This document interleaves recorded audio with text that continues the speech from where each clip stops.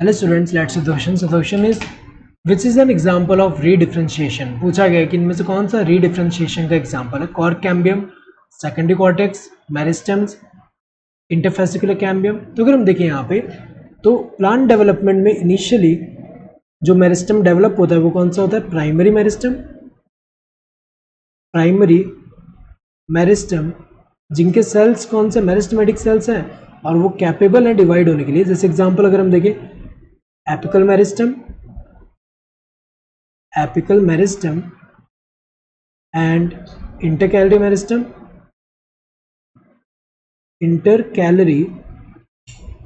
Meristem.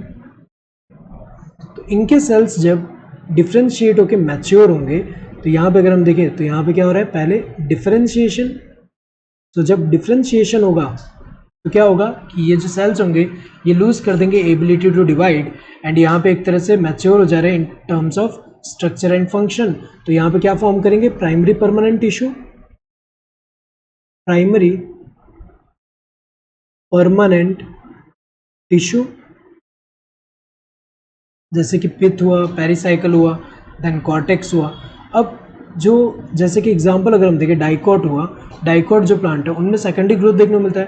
तो उनमें जो प्राइमरी परमानेंट टिश्यू है उनके कुछ सेल्स जो है वो क्या होंगे? उनका डी डिफ्रेंशिएशन होगा. डी डिफ्रेंशिएशन और डी डिफ्रेंशिएशन से क्या होगा कि उनमें वापस एबिलिटी आ जाएगा डिवाइड करने के लिए. और क्या फॉर्म कर रहे हैं? एक तरह से सेकेंडरी मेरिस्टम. Secondary meristem. तो सेकेंडरी मेरिस्टम में कौन सा आते हैं? जैसे कि कॉर्क कैम्बियम हुआ, वस्कुलर कैम्बियम हुआ. देन इनके जो सेल्स हैं इनका भी क्या होगा? वापस यहाँ पे रीडिफ्रेंशिएशन होगा.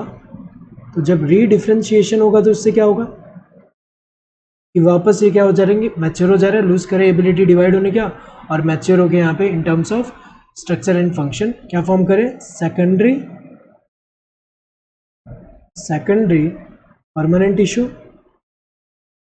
सेकेंडरी परमानेंट टिश्यू जैसे कि सेकेंडरी जाइलम हुआ, सेकेंडरी फ्लोएम हुआ. तो अगर हम देखें इनमें से पूछा गया है कि रीडिफ्रेंशिएशन का कौन सा एग्जांपल है.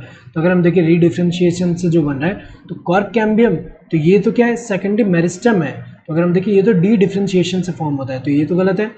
देन सेकेंडरी कॉर्टेक्स की अगर हम बात करें तो वो जो है किसका प्रोडक्ट है? वो रीडिफ्रेंशिएशन से फॉर्म हो रहा है. ये करेक्ट है क्योंकि कॉर्क कैम्बियम की अगर हम बात करें ये जब यहाँ पे इनके जब सेल डिवाइड होते हैं तो बाहर की तरफ कॉर्क फॉर्म करते हैं, अंदर की तरफ सेकेंडरी कॉर्टेक्स फॉर्म करते हैं. तो ये तो सही है.